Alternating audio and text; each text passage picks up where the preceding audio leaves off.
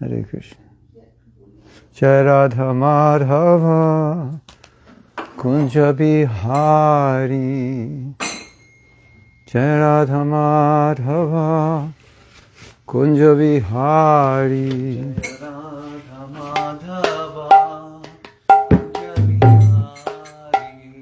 This mridanga looks like it's the size of an elephant in this. You know how everything's close, it gets bigger. And the drum looks like it's about like this.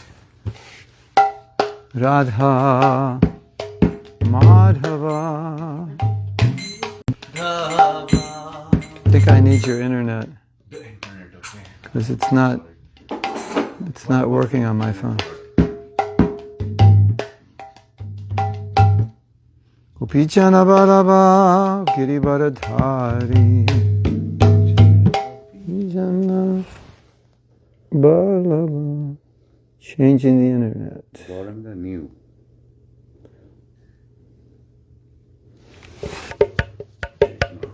There it is, Gauranga.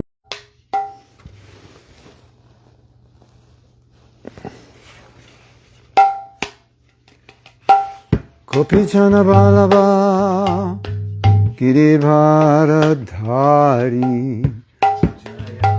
Gopichana Balaba Girivaradhari. Shodha Nandana Bhajajana Ranjana.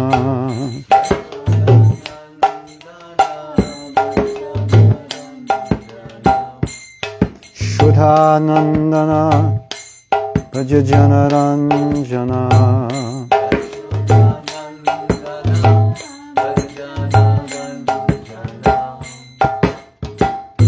Jamuna Tira Vanachari.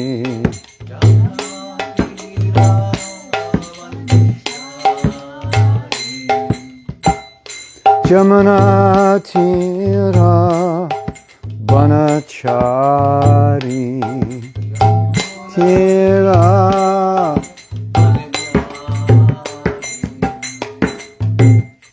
Radha Madhava Kunja Bihari.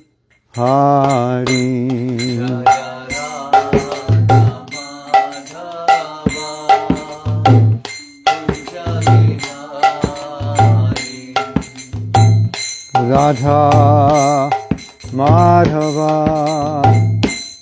Kunja Bihari.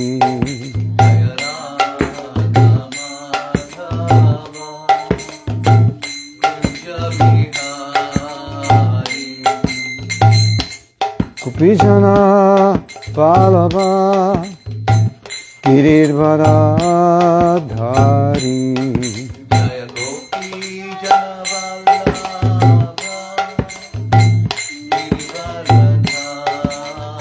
Gopichana Balaba Girirvaradhari.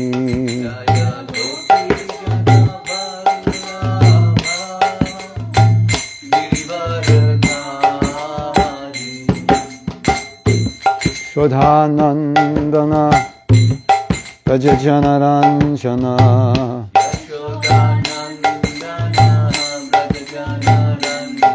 Shodhanandana Bhajajana Ranjana.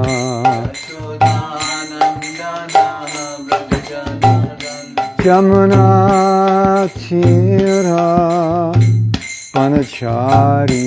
Yamuna Tira Jamuna Tira Vanachari.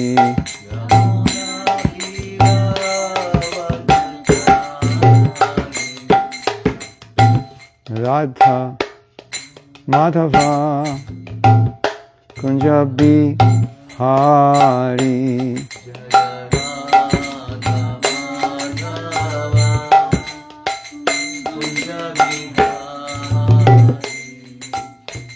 Radha Madhava Kunja Hari. Jaya Radha Madhava,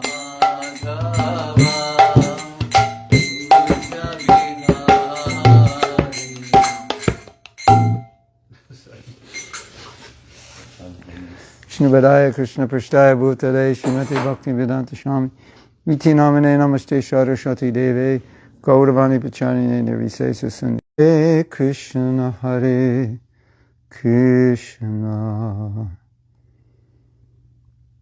Krishna Krishna Hare Hare Hare Rama Hare Rama Rama Rama Hare Hare Om Namo Bhagavate Vasudevaya Om Namo Bhagavate Vasudevaya. Om Namo Bhagavate Vasudevaya Om Namo Bhagavate Vasudevaya. Om Namo Bhagavate Vasudevaya. This is the 7th canto, chapter 1, text 1. I'll just read the Sanskrit. Shri Rajovacha Samapriya Surit Brahman Bhutanam Bhagavan Sayam Indrasyarte Katam Daityan Avadid Vishamodhyata. King Parikshit inquired,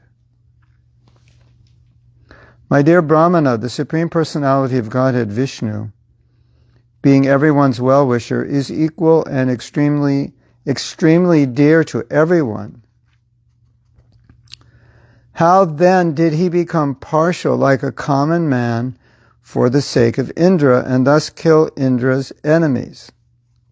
How can a person equal to everyone be partial to some and inimical to others? Good question. Purport. In Bhagavad Gita, the Lord says, Samoham sarva bhuteshu, na me dveshosti na priyaha. I am equal to everyone. No one is dear to me, nor is anyone my enemy.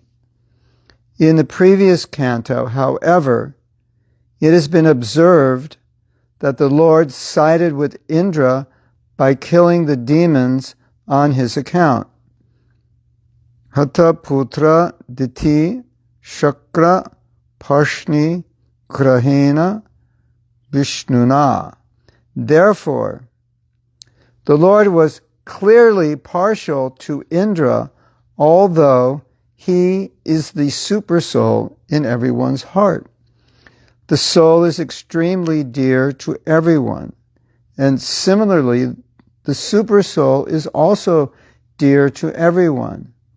Thus, there cannot be any faulty action on the part of the supersoul.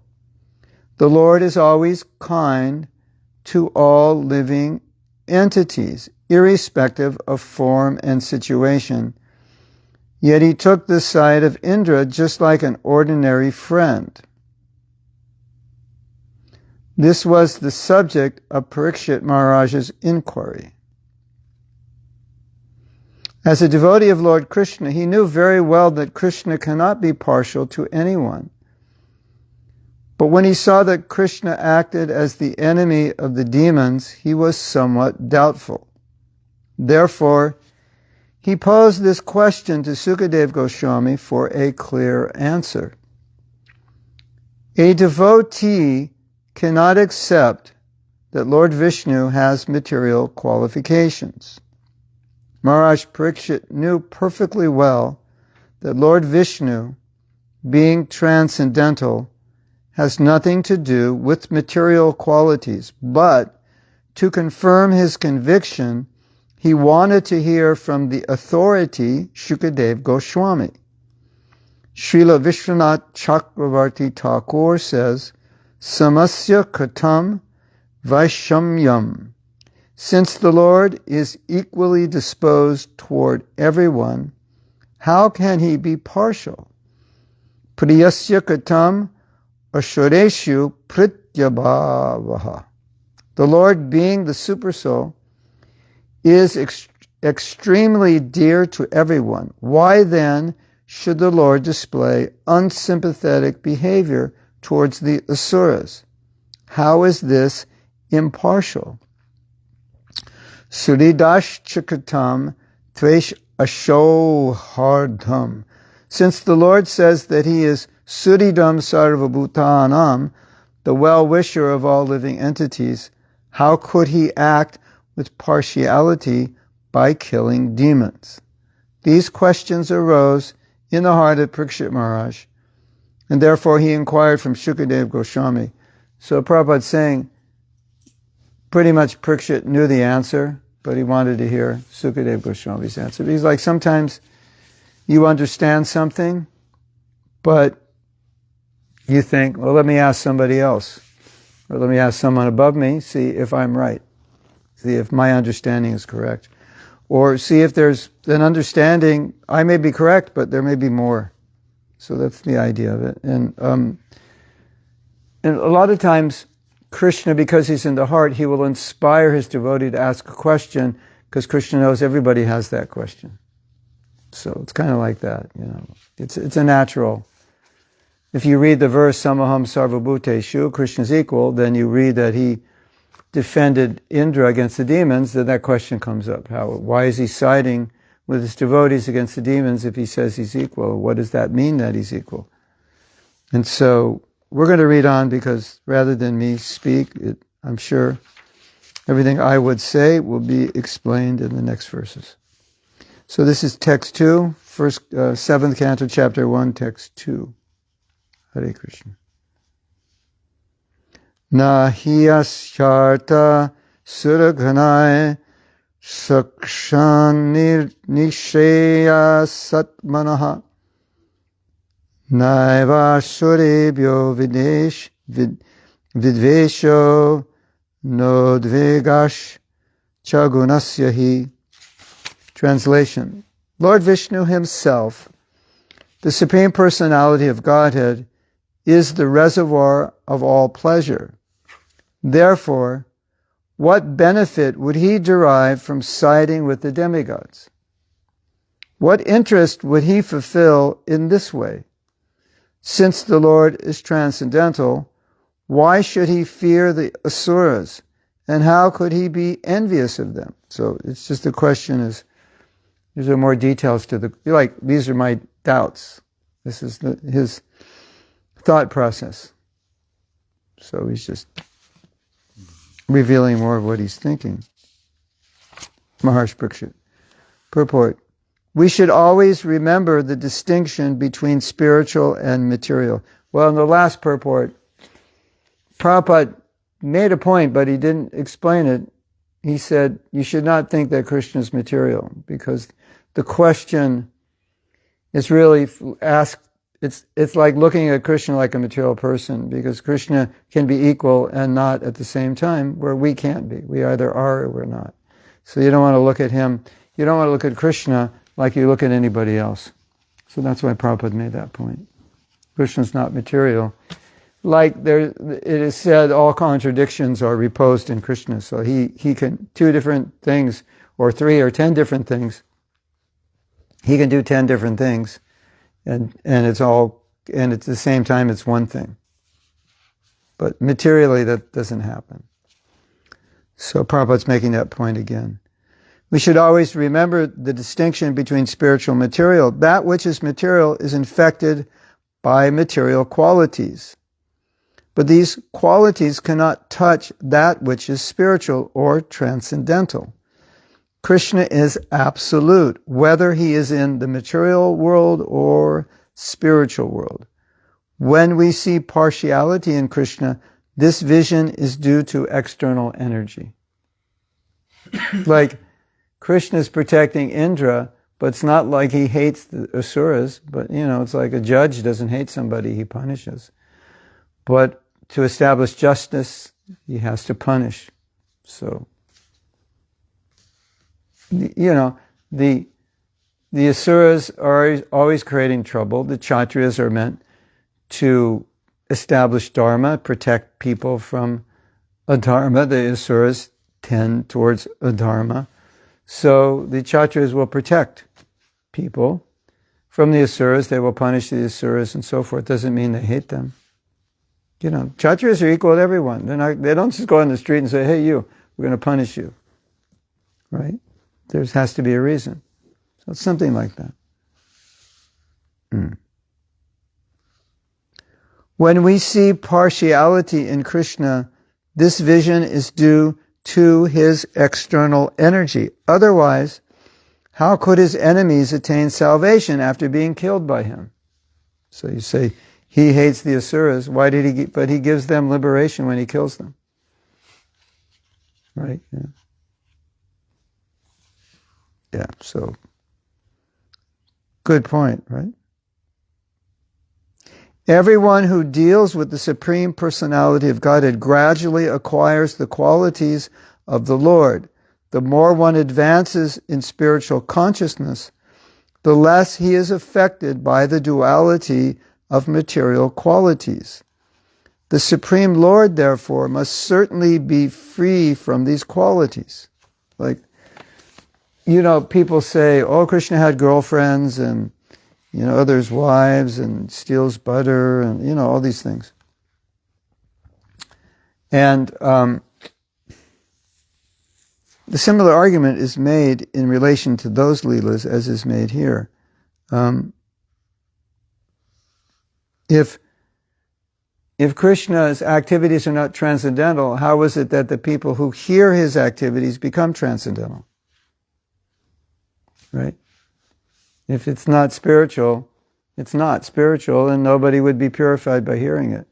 So it can't be material relationships, stealing another's wives. Everyone's his wife, so who can he steal?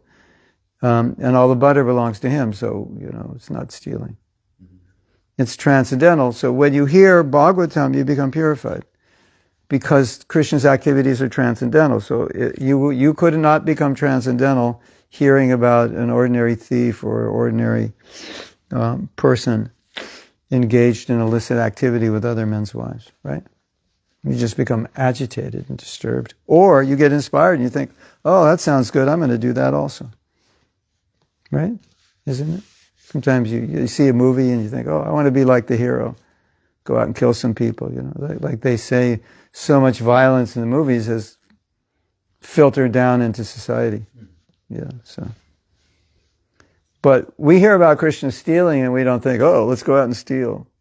We hear about Krishna's dancing with other men's wives and we think, let me become more renounced. Let me control my sexual urges. Right? But ordinarily you see a romantic movie and go, oh, yeah, let me go out and get a girlfriend, boyfriend. I want to do that. Right? Of course, some people, when they hear about Krishna, they want to imitate him. That's another thing. But that's because they don't understand his activities are transcendental. Yeah. Everyone who deals with the Supreme Personality of Godhead gradually acquires the qualities of the Lord. The more one advances in spiritual consciousness, the less he is affected by the duality of material qualities. The Supreme Lord, therefore, must certainly be freed from these qualities. His enmity and friendship are external features presented by the material energy. So that means it seems like there's enmity, but there isn't. In other words, is Krishna partial to his devotees? Yes. And Prabhupada said, yeah, it's natural. Are you partial to your children? There's, thousands of children on the street. But if one of your child gets in an accident, then you run to save them, right? That's natural.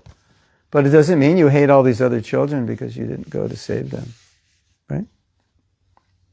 You still, you may have affection for all children, but if that child comes and beats up your child, you beat him up, obviously, or you do something to protect your child. His enmity and friendship are external features presented by the material energy. He is always transcendental. He is absolute, whether he kills or bestows his favor. So, the idea is that everything Krishna does is for our benefit, and it doesn't always look like that. but everything he does is for our benefit. Because from his side, there's only love. From our side, there's not only love, and therefore, it's natural psychology that you judge another person by how you understand yourself. So, sometimes you see another person and you make judgments on their motives. Why are they doing that? They're doing that because of some ill motive. But that's because you're thinking, if I were doing that, I would be doing it because of an ill motive. So therefore, they must be doing it. Or, I wouldn't do that. I would only do that if I were ill-motivated. So then I think he's ill-motivated. So the same psychology, you look at Krishna materially, and then you come up with these ideas.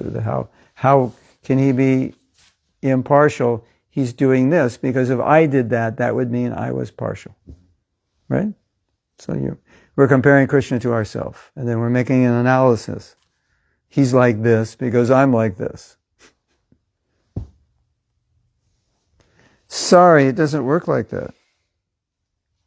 I mean, sometimes it might, but not always. But generally, that's a bad way to go about it. Envy and friendship arise in one who is imperfect. We fear our enemies because in the material world we are always in need of help. The Lord, however, does not need anyone's help, for he is Atmarama. The Lord says in Bhagavad Gita, Patra pushpam padam toyam yome bhaktya prachati taraham bhaktya paritam ashnami payatatmana. If a devotee offers me with devotion a leaf, a flower, fruit, or water, I shall accept it. Why does the Lord say this? Is he dependent on the offering of the devotee? He is not actually dependent, but he likes to be dependent upon his devotee. This is his mercy. Similarly, he does not fear the asuras. Thus, there's no question of partiality in the Supreme Personality of Godhead. So, yes. Does Krishna appreciate the love of his devotees? Yes, of course. Do you appreciate love? Of course. If you appreciate do you appreciate when you're appreciated? Do you appreciate when you're understood? Do you appreciate when you're shown affection, compassion? Of course. Now, where did that come from? Like, how come we have that nature? Because Krishna has that nature. We wouldn't have a nature if Krishna didn't have it. So Krishna has that nature also. That's why you have it. So you can't say God is impartial because when people show him love, he shows it back. No, but because we do that, that means he does that. Otherwise we wouldn't do it. We would not feel what he doesn't feel. So, that's natural. And what does Prabhupada say? Yeah. So, Krishna says, offer me a leaf, fruit, flower, water with love. That's because we need to love him. So, he doesn't need the flower and the fruit. But we need to love him, so he says, offer it to me. It's not for him. Oh, look at him. He needs fruit, flower, water. He can't. No, he creates it all. So why does he need it? He doesn't. We need it. So,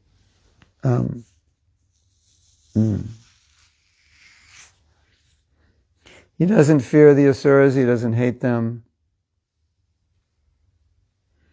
And he doesn't need devotees, but devotees need him, and he facilitates. Well, he needs the love of the devotees. That's for sure. But in this context, he doesn't need what they offer. So, and the other point is, you say he's partial to devotees, and with asuras, he either kills them, harms them, works against them, or wants nothing to do with them. Okay, even if you say that, but you could become a devotee. So you remain asura, you're on the other side of the street. So he's going to neglect you, you're on the other side of the street. You don't want anything to do with him. What's he supposed to do? Come and buy you a present and kiss you, and you want to deny that he even exists. So he's reciprocating. Ye tamam prapadyate. So he's reciprocating with that mentality. That's what they want. It's just like, okay, I'm partial. If you want to hate me, I'll give you the intelligence, to like come up with 108 reasons to hate me. I can give you 108 reasons to not believe in me. Right? You want to be an atheist, Krishna will give you all the reasons to be an atheist. Whatever you want to believe, he'll help you believe it. So he's partial. He's impartial. If you want to hate him, he'll help you hate him. But if you hate him, he's going to, deal with you accordingly. So you can't say he's impartial. That's what you wanted. So he's just reciprocating. And if you cross the line, he's going to like push you back. But you wanted to cross the line, so don't blame him. That's your desire. Right? Hare Krishna. Okay, text 3. Anyway, Prabhupada ends this purport. There's no question of partiality in the Supreme Personality of Godhead. It's like it's not what Prabhupada is saying. Krishna has love for all living entities. All living entities don't have love for him, so he's reciprocating differently. And it looks like partiality, but it's not. Right? And so Krishna cannot not love, because love is his nature. So you can't say he's partial, even when it looks like it, because he can't do anything but love, but sometimes the love manifests in ways that doesn't look like it, for various reasons. But then the backstory is they all went back, all those people he killed or arranged to be killed, they went back to Godhead if they understood. Yeah. But not always, but at least the ones that he kills directly, that are liberated, or they go to the spiritual world. And everyone in the Battle of Kurukshetra that appreciated Krishna, they all went back to the spiritual world. So they went back to the spiritual world. If they understood Krishna and appreciated him. Yeah, that's what Prabhupada said. It's in the Bhagavatam. So we'll read the next text. Iti na samaha bhaga narayana gunan prati samshaya samahan jatash tadbhavangsh chetum arhati. O greatly fortunate and learned Brahmana, whether Narayan is partial or impartial has become a subject of great doubt. Kindly dispel my doubt with positive evidence that Narayan is always neutral and equal to everyone. Purport. Since Lord Narayan is absolute, his transcendental qualities are described as one.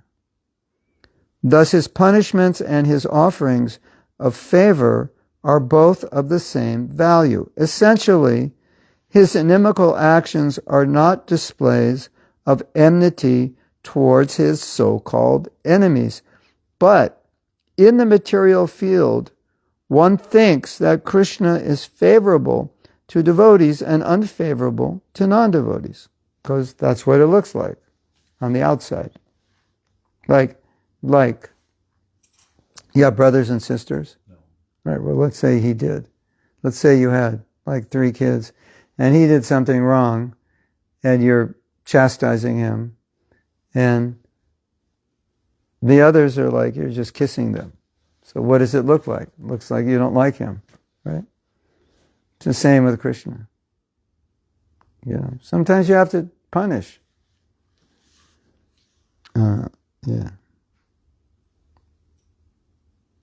When Krishna finally instructs in Bhagavad Gita, Sarva Dharman Parityajamam Ekam Sharanam Braja, this is meant not only for Arjuna, but for every living entity within this universe. So Prabhupada's making the point is being made here that I just made. It's like, he didn't have to misbehave, but if he misbehaves, he's going to get a word or two. And it looks like, you don't like him. And it looks like you like the other kids, you don't like him because, he did something wrong. You don't have to do anything wrong, and then you'll get the same affection, right? So, it's like, which side of Krishna do you want to be on? You can be on either side. And when you're chastising him, doesn't mean you don't love him, but, you can go up to your room, no dinner tonight. It's like, you did something really bad. But it doesn't mean we don't love you. Nobody can say, oh, your parents don't love you. They didn't give me dinner tonight. Yeah. Well, that's not true. You didn't have to mess up. If you didn't mess up, they wouldn't have treated you that way. And nobody would think they don't love you. Now we think they don't love you. They're making you starve tonight. You only do that to enemies and guests you want to get rid of. You know that saying? If you want to get rid of a guest, don't feed them. Then they'll leave. All right. Text 4 and 5. Shri Rishi Uvacha Sadhu Prishtam Maharaja Harish Charitam Adbhutam Yad Bhagavata Mahatmyam Bhagavad Bhakti Bardhanam Giyate Paramam Punyam Ishibir Naradhadibi Natva Krishnaya Munaye Katashishe Hare Katam. The great sage Shukadeva Goswami said, "My dear king, you have put before me an excellent question.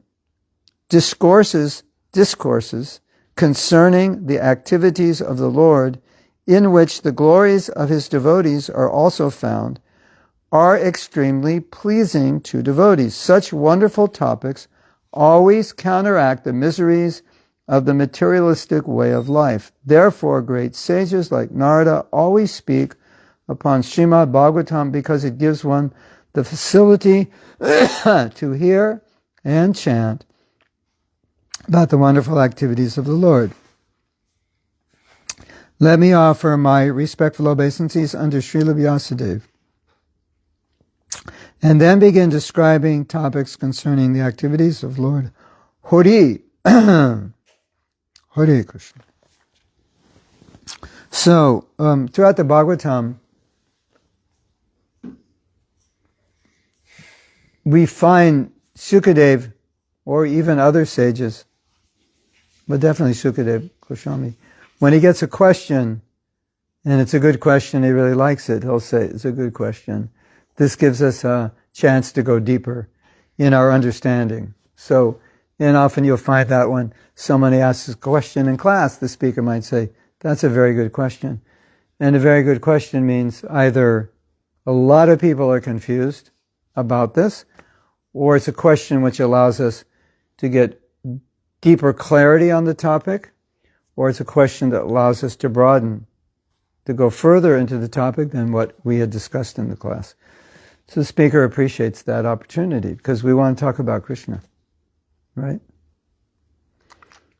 And we want to hear about Krishna because that's how we become purified. So if questions are asked which kind of stimulate discussions, kind of cook the milk down, that's a great question. That'll help us cook it down.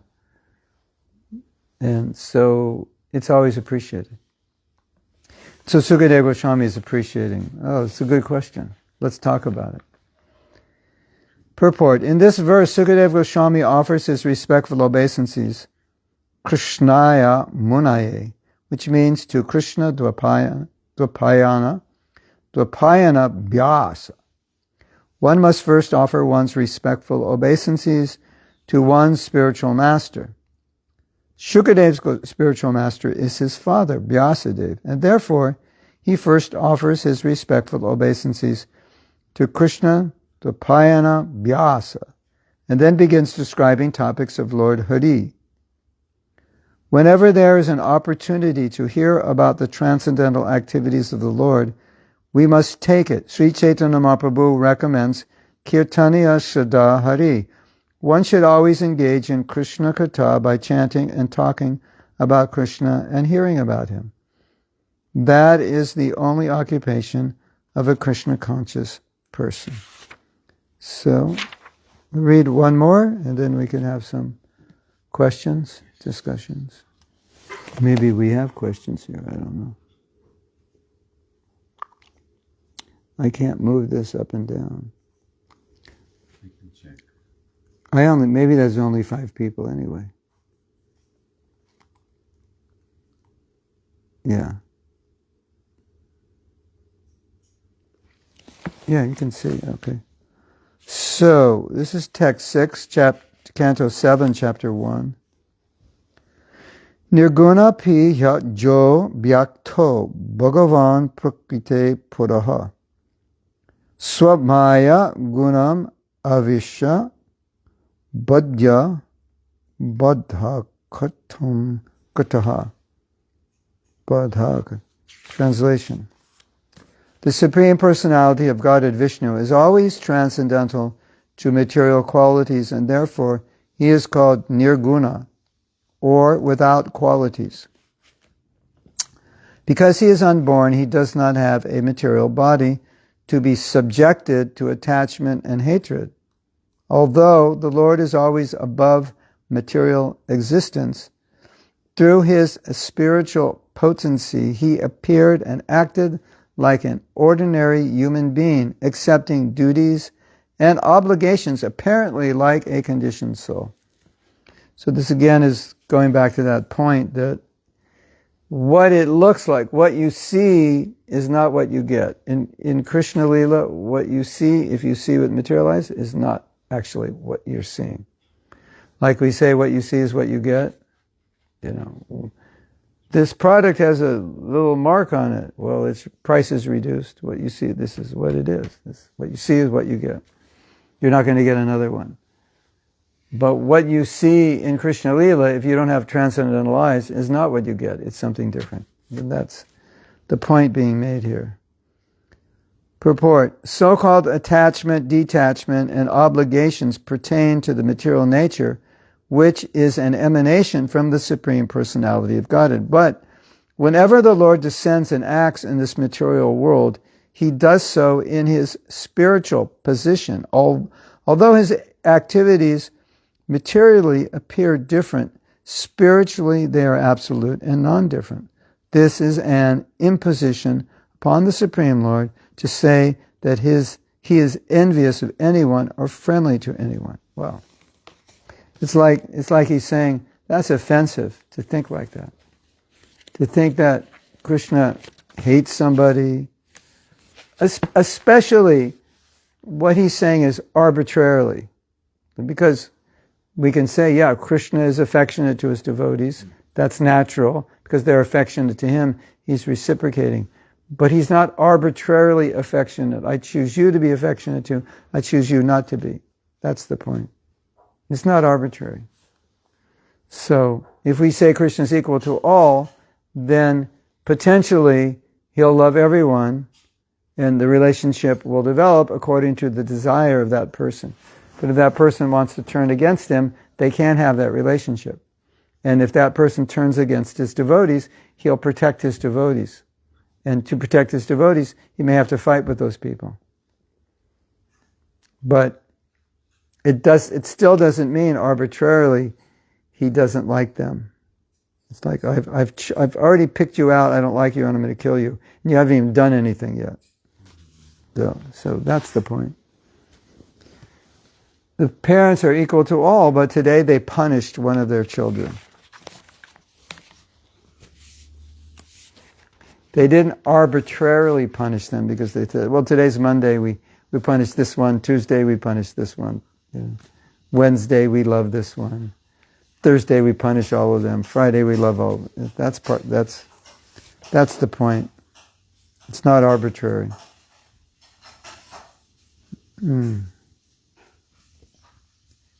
Okay.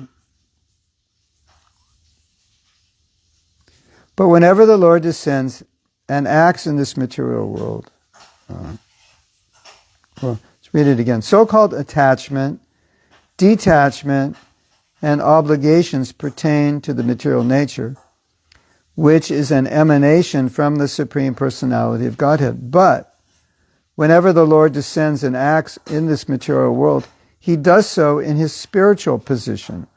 Although his activities materially appear different, spiritually they are absolute and non-different. Thus, it is an imposition upon the Supreme Lord to say that he is envious of anyone or friendly to anyone. In Bhagavad Gita 9:11, the Lord clearly says, Avajananti mam mudha manushim tanum ashritam. Fools deride me when I descend in a human form. Krishna appears on this earth or within this universe without any change in his spiritual body or spiritual qualities. Indeed, he is never influenced by the material qualities. He is always free from such qualities, but he appears to act under material influence. Like, Krishna can do anything he wants. So if he wants to act in a way that appears like he's being influenced by material nature, he can do that. Like sometimes in his lila, he gets angry, or he laments, or he feels pain, or he feels pleasure, like we do. And the situation around him seems to be causing that pain or pleasure, or whatever those feelings are. But he's exhibiting those feelings to enact a certain pastime. So he's totally in control. But it can look to us like, oh, he's being affected. Look what happened. Here's some mystical monster coming, and he stole something from Krishna, or he's showing. There's that one lila where by mystic power they're showing that Krishna's father has died and Krishna's lamenting. But that's all a play, because he's not under the control of nature that he would lament, or he would think his father is dead. We're all eternal. So, but from the material perspective, it looks like, oh, he's like an ordinary person. Look he's lamenting. Or he's running after women or whatever. But that is not being forced by material energy the way we are forced. Because we're forced to act that way. Right? Yeah. Yeah. He is never influenced by the material qualities. He's always free from such qualities, but he appears to act under material influence. This understanding is aropita, or an imposition. Therefore, Krishna says, Janma karma chame divyam janma. My birth, my karma, my actions are divyam, transcendental. Whatever he does, being always transcendental, has nothing to do with material qualities. Evam yo beti tattvataha. Only devotees can understand the truth of how he acts. Janma karma chame divyam yo mem yo evam yo beti tattvataha. Understand. If you can understand my birth and activities, then you will become transcendental. The fact is that Krishna is never partial to anyone. He is always equal to everyone, but because of imperfect vision, influenced by material qualities, one imposes material qualities upon Krishna. And when one does so, he becomes a mudha, a fool. When one can properly understand the truth, one becomes devoted and nirguna, free from material qualities. Simply by understanding the activities of Krishna, one can become transcendental. And as soon as one is transcendental, he is fit to be transferred to the transcendental world. Takta deham punojanma naitimam iti soarjuna. One who understands the activities of the Lord in truth is transferred to the spiritual world after he gives up his material body. So, the Bhagavatam, as you might know, is 10 cantos, and the 10th canto are the lilas of Krishna. And we are warned, don't go to the 10th canto, start at the first canto, and understand the Siddhāntas and tattvas. And so here's a tattva that, what's the last thing that Prabhupada said? if you can understand Krishna's leelas, you will go to the spiritual world. But it takes 9 cantos to understand those leelas. Otherwise, you'll read them and think, oh, he's just like, I don't understand him. He's like seems like an ordinary person. But now, so all of this is just to say he's not ordinary. So when he does things, don't compare him to everybody else, because he's not everybody else. In the same way, when he's dancing with other men's wives, you can't compare him to other men. This is totally different. And he's simply reciprocating with those women's desire to dance with him. That's what he's doing. Plus, maybe you don't know this, but plus, those women expanded. So they were also at home with their husbands, and then they expanded. And their husbands are also devotees. So when their husbands were telling them, you can't go, that's because they weren't ready to go. They weren't purified enough to go. So their husbands are part of the lila. So, and then if you don't understand this, you think, oh, he's stealing other men's wives. This is immoral. So go back to the first canto and read up through 9 cantos. Then you'll understand. So that's what this is doing. It's helping us understand the transcendental nature of Krishna. Because you can, this chapter could have started like, how can Krishna be dancing with other men's wives? This is immoral. It could have been that question. It's just how is it that he's killing demons and favoring Indra? It's just a similar question. It's a moral issue, right? It appears to contradict his impartiality. So that's the idea. Hare Krishna. If you have any questions, ask away. Yeah. Thank you so much, Prabhuji, Hare Krishna. for taking us through through these verses of Śrīmad Bhāgavatam. I have a question.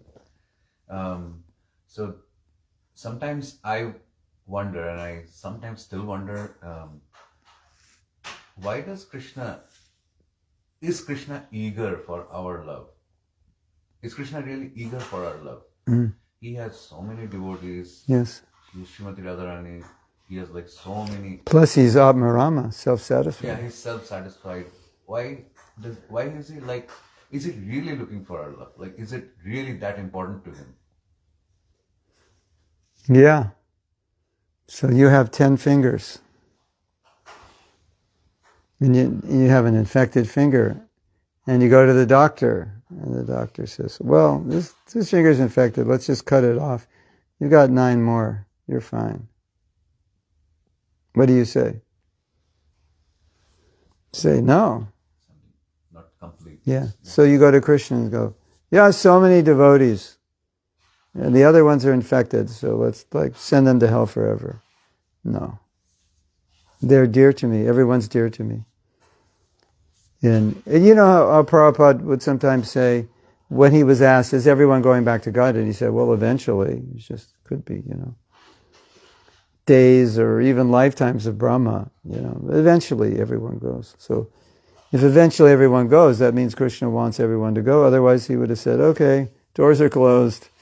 You've been around, in Mahaprabhu's movement in Kali Yuga. You didn't make it now, forget it. You'll never make it. So doors are closed. In 10,000 years, no one goes back. It's not like that, right? And Vishwanath Chakravarti Thakur says that everyone has every relationship that every entity has with Krishna has a uniqueness to it. So even if you say Krishna has unlimited devotees' love, he doesn't have your love, and your love has a certain flavor. Isn't that amazing to think, my love for Krishna, my relationship has a certain flavor that no other living entity can give him, and he wants that, Like, let's say I was like multi-millionaire, billionaire. I had everything I want. And I come to your house and I find, you have something I don't have, right? And I really like it. Right? And you're thinking, why would you want that? You have everything. No, but I don't have that. And that's really special. That picture is just amazing. Can I have it? Right? So, Krishna has everything, but he doesn't have your love. And that love is special to him.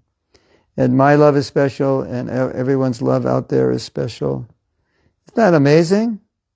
Like, that's crazy, isn't it? Like, I can give something to Krishna that nobody can give him. And that's what he wants. So that's a certain reasoning. But if we go back to what we were talking about, that Krishna, everything Krishna does is out of love. So he loves you. And he misses you.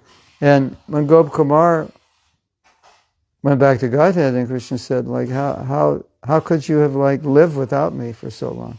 So Krishna knows the pain we're going through living without him. So he knows how much we want to go back, even if we don't know how much we want to go back. And, some people don't want to go back. They don't even know who he is. But deep down, that desire is there. And he knows that. And when he sees somebody developing that desire, he's like so happy to help them. Why? If he didn't want us back, he would, he'd take out that verse, Tesham to the Yuktan. Those verses where I guide you back to God. Well, let's take those out of the Gita because we shut the doors and these people have been around for so long. So they're all useless. They don't care about me and they've offended me, and for so many lifetimes they're trying to compete with me. Let's just forget about them, And Krishna says, that Christian philosophy, you go to hell forever, that's not so bad idea. Let's do that. He doesn't do that. Now, if you say God sends people to hell forever, then it's like, okay, well, it looks like he doesn't, that's a different equation, but he doesn't. You're never condemned eternally. Maybe temporarily, but that's your own doing. So, we are trying to understand how Krishna could love us. Maybe we're thinking, well, if I had children that neglected me for millions of lifetimes, I wouldn't really care about them. But again, that's projecting onto Krishna how we feel. And then we project, why would Krishna love me? Like you said, he's got pure devotees, like I don't even, it's like I'm trying out for the baseball team and I can't even pick up a bat, like they're not gonna put me on the team. They've got people that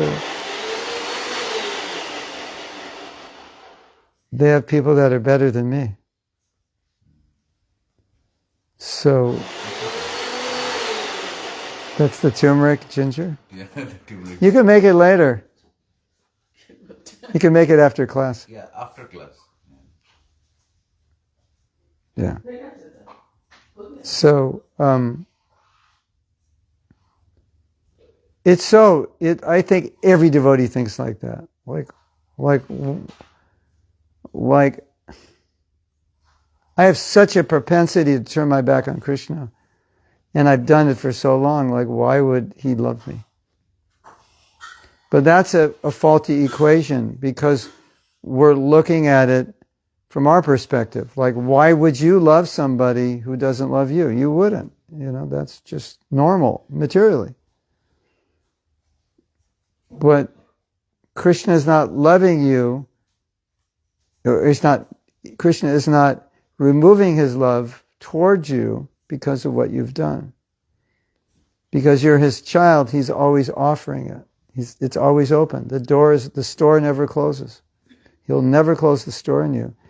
And he wants you to come in the store because you're his son or daughter. And when you go back to Godhead, he'll say something like, I was waiting for you.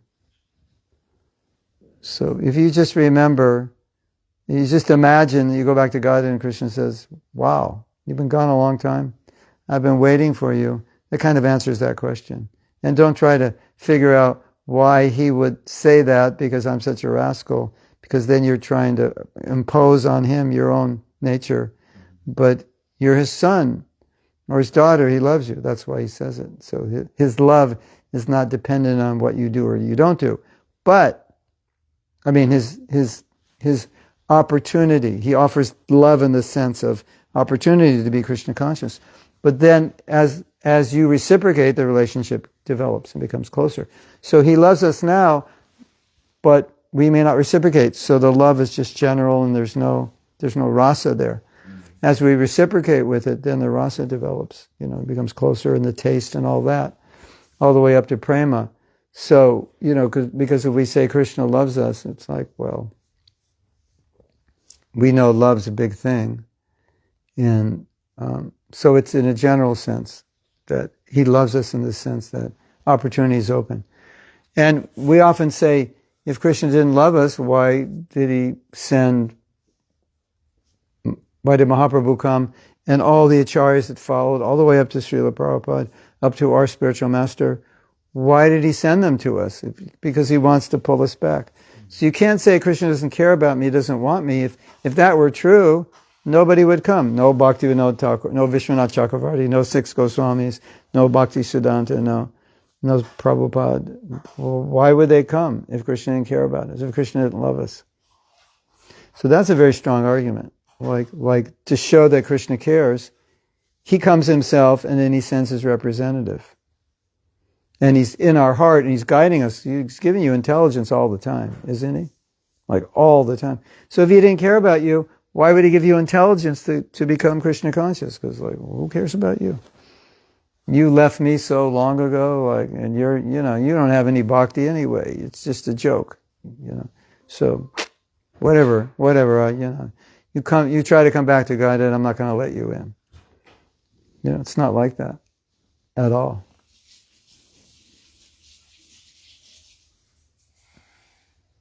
Do you have any questions? Yeah. Instead of saying Krishna doesn't love me, it's better to say I don't love him. Because why are we putting the fault on him? Why would Krishna love me, this and that? Don't blame him. He loves you. Blame yourself. Why don't I love him? That's a better way to approach it. Not, how could Krishna love me? I'm a rascal. Yeah. Well, Krishna can love rascals. The problem is you don't love him, and you're not lovable, and he loves you, and he's lovable, and you don't love him. That's the problem. Isn't it? The most lovable person in existence, I don't love. And the most unlovable person, me, because I turn my back on him, and I never think about him, and, I make $1 million every day, and I give him $1 at the temple, I'm the problem, that I don't love him. Right? He's not the problem. So we're making Krishna the problem. That's crazy, isn't it? Hare Krishna. All right. Let's see what the audience has to say. Okay. You have to translate from Spanish. The devotee, that is an example of the grace of Prabhupada. Oh, he's trying to glorify me. I won't allow you. It's not allowed. We're all special to Krishna. Each has a different relationship. That's amazing. It is. Krishna himself comes that shows how much he loves all of us. Our love for him is very limited. That's, that's such a good point, isn't it? He comes. He runs away. He runs away. He has no money. He's living on the street. And you come to get him and say, come back home. Whatever you need, we'll give you. And he says, you don't love me. How do you feel? You feel offended. How can you say that? So we say, Krishna doesn't love me. That's offensive. After it, hello, how do you eat? If he doesn't love you, all of a sudden the earth starts giving food. You go out and all the trees are falling over.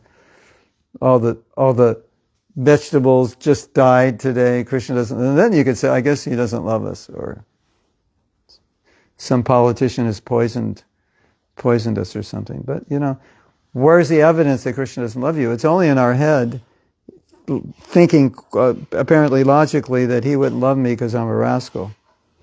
He loves rascals also. That's his nature. You can be a rascal and he can still love you as long as you're trying to be a devotee. Right? And that's what he sees. Of course, does he love Radharani more than you? Yeah, but he loves Radharani more than the other gopis and more than Mother Yashoda more than cowherd boy. So that's natural. You love some people more, some less. But in terms of general love in relationship, it's for everybody.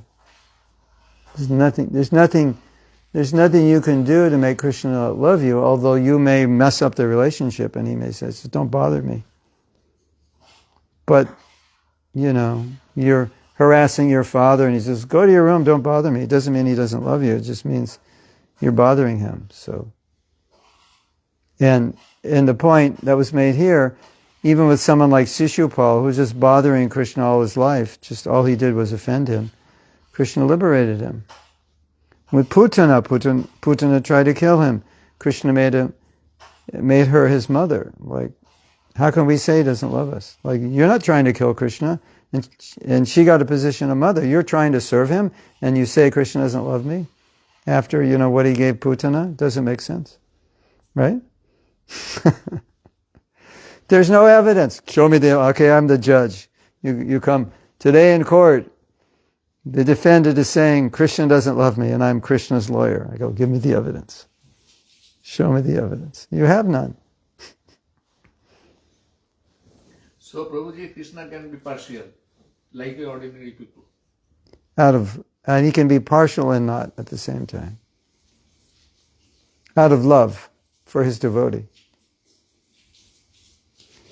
The partiality he shows is out of love for his devotee. But he's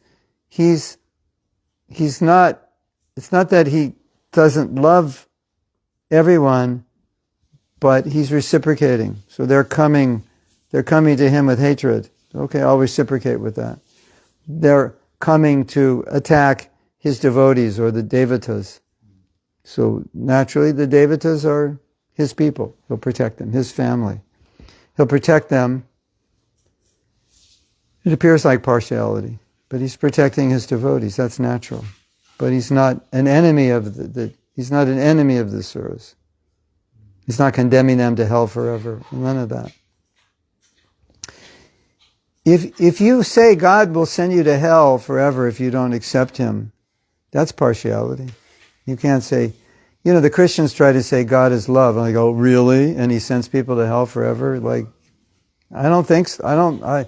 If that's what you call love, then you need to redo your philosophy. So we can say Krishna can send you to hell, but not forever. He may punish you. Your karma is going to punish you. But it's not forever, and you can change that. And, so we have these stories, right? The worst of the worst become devotees, the most sinful people. Mrigari the hunter, he's killing animals, half killing them, so he can enjoy them suffering. And Narada Muni comes and makes him a devotee. And Krishna doesn't say, I'm partial, but that guy, forget it. He was half killing animals. He doesn't say that.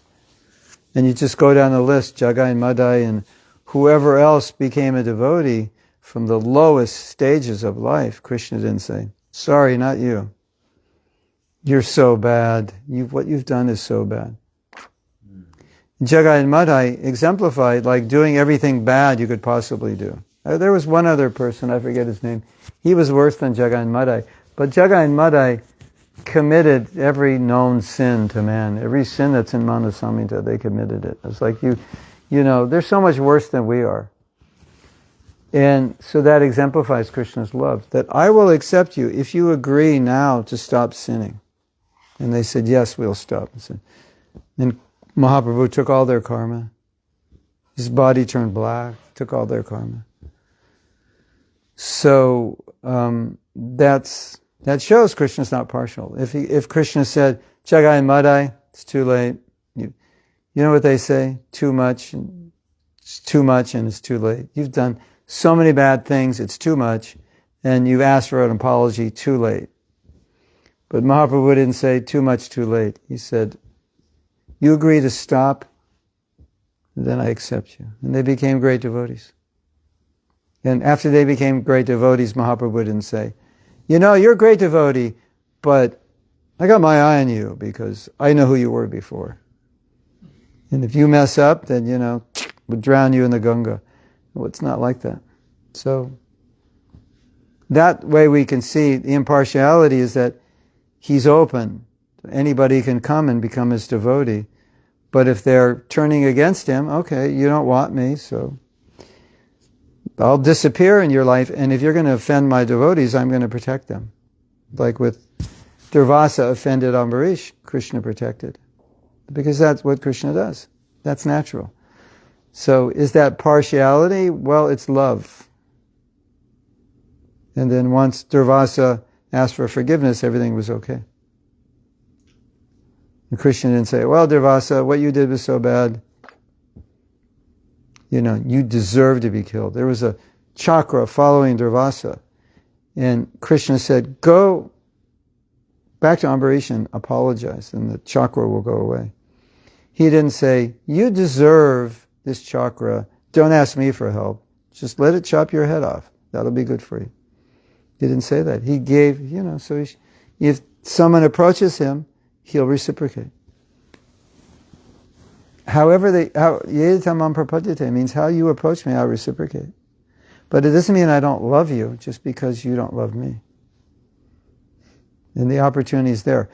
Bhagavad Gita that's Krishna's love. Why did he speak Bhagavad Gita? Out of love. And at the end of Bhagavad Gita, Krishna said, I'll speak this Gita again if you don't understand, Arjuna, because priyosime, you're dear to me. But one place Prabhupada translated that as because I love you. And Bhagavad Gita we don't read Bhagavad Gita and think, well, that was just for Arjuna. We think it's for all of us. So Krishna is saying, Arjuna, I love you. You're dear to me. It means also, I love you. Everyone's dear to Krishna. So the problem is on our side, not on his. So all of you out there who think, why would Krishna love me? Instead of thinking like that, think, the problem is I don't love him. And the question is, why don't I love Krishna? That's the question.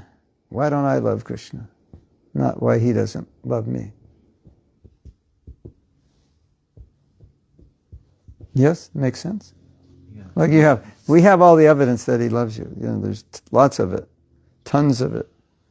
Nowhere in the Bhagavad Gita, leave alone Śrīmad Bhāgavatam, does he ever say, there is that one verse he says that puts them in demoniac can put them in the lowest level, but he doesn't say forever. No, it sounds like forever, just a long time.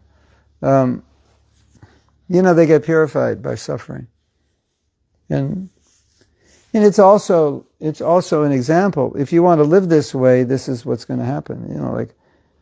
Why is karma for us as human beings? We can study karma and we can say, oh, if somebody does this, this is the karmic consequence.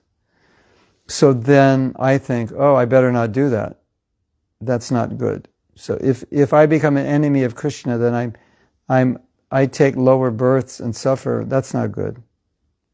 So Krishna's giving you a warning by that verse to not do that. But it's when he's saying I do that, that's also karma is doing it through the agency of karma. And everybody knows karma is ultimate justice. You're just, you're getting what you reap. You're sowing what you reap. You planted the seed. So. There's no one in the world that thinks, well, that's a bad idea, sow what you reap. I think you should just reap good things even if you didn't sow them. And nobody thinks like that. Someone who does illegal activities is punished. Everyone thinks, yeah, that's good. They deserve it. And we're being protected from that person doing that further. Hare Krishna. Yes? Yes. Okay.